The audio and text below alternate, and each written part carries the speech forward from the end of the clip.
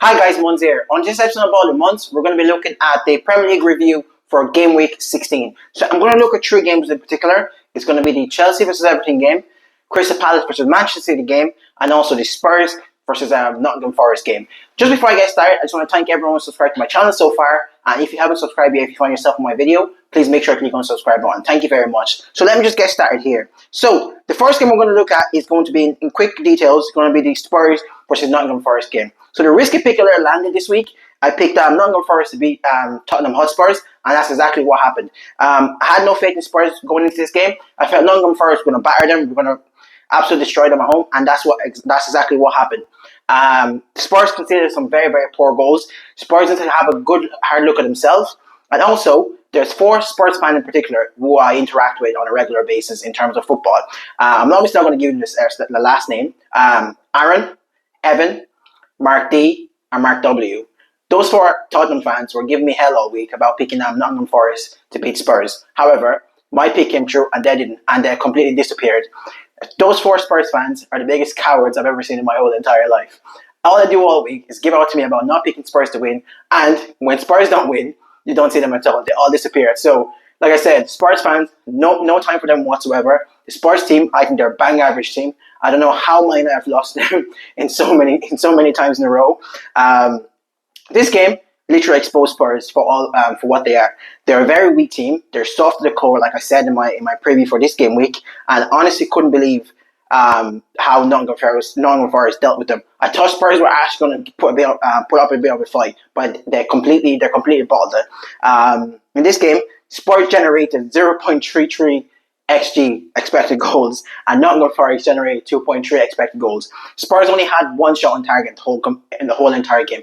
You have players like Kudus, Richarlison, and Javi Simmons, and Sunshine Man, and you literally cannot generate good chances continuously in games. There's obviously something wrong there. I think they need to have a good look at the coaching and Thomas Frank. And there's also one guy, I'm not going to mention his name, who is a huge Thomas Frank fan. He backed him in the summer, and he hasn't really mentioned how bad he's been doing with Spurs. But if I do mention the guy's name, he's going to get all passive aggressive on me. So obviously, I'm not going to mention the guy's name. He knows who he is. When he sees this, he's going to recognize I'm talking about him straight away. Anyways, the game ended 3-0. Spurs got another poor result. You know what? Spurs are actually decent away team. However, in this game, they're very, very poor. There's literally nothing to talk about in terms of Spurs. Obviously, the goals that were conceded, Nottingham Forest did the goal well, but obviously came from a Spurs mistake. Spurs were very, very poor. The next game I'm going to go through is going to be the Chelsea versus Everton game.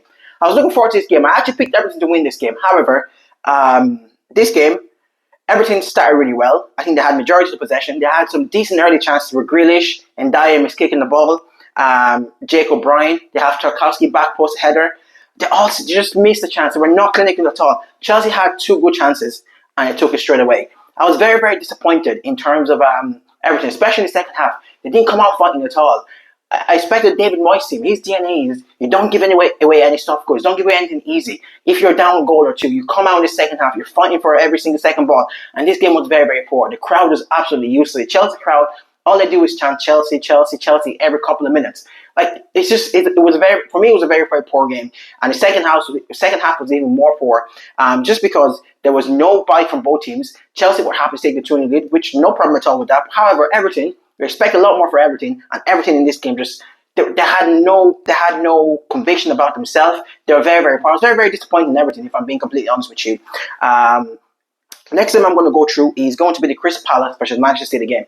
This game I saw bits and parts of it. I thought this game was going to be harder for Manchester City. However, Palace started a much better team. They had some decent half chances with Wharton hitting the post, Mateta not hitting the target, and you have Wharton hitting the post, Mateta not hitting the target, Sarr trying to cut the ball back in when he's kind of one-on-one from angle, trying to cut back into his left foot, and then the defender cleared it. Very, very disappointed for Crystal Palace not to even get a goal against this Manchester City team, because this Manchester City team are very, very lucky. Yes, I know the 3-0 result might not sound so. I know it sounds like Manchester City were very lucky. However, Crystal Palace had decent half chances, which they didn't take. In this game, obviously, in the first half, Manchester City had one chance at Erling Haaland header, the best player in the league by far. He took it. One chance, one goal. Simple as. That's what Erling Haaland's all about. He's a monster. I love Erling Haaland. He's an absolute monster. And then I think Pep actually, I think his front three. I feel bad for Doku because obviously Doku's going to come in some games, but I think the best front three for Pep's this year is Sharky, Ozempic Sharky, Phil Foden, and then obviously Erling Haaland. Obviously Doku's going to come in for some time. Maybe for sometime Foden might drop into the train in the middle of the park for Rangers. Nico as well in the middle of the park for Manchester City was very, very poor. It was very, very lucky. Manchester City were very, very lucky not to concede because Nico lost the ball a good few times and got dispossessed a good few times by Adam Wharton and other Kamada. And Crystal Palace couldn't capitalise on the mistake they were making. I was very, very surprised because I thought Crystal Palace were going to put up a fight in this game. It was a good game for Manchester City. I think Manchester City now, in their head, they know they're going to beat Arsenal to that league title. I picked Arsenal at the start of the year, but I did say Pep doesn't go back-to-back season without winning the Premier League. So it's going to be a very, very good battle this year. I'm actually delighted we have a good title race. And I think we'll know more about this Arsenal team in the next couple of weeks, simply because last couple of weeks, Arsenal have been very, very poor. They've dropped points to Aston Villa.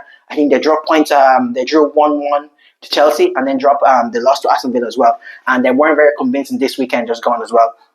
And so those are the three games I'm going to go through. I went through in small details. So I'm going to come back tomorrow to give you my review on the Manchester United versus Bournemouth game tonight, which I think is going to be a fantastic game. And then in the middle of the week, I'm going to drop my video for the preview for basically the whole team and talk about my picks and everything like that. That'll probably be on a Wednesday or Thursday. So thank you very much if you've made it to the end of my video. I do appreciate all the support. Don't forget to click on the subscribe button. Thank you very much. Have a lovely week. Peace out.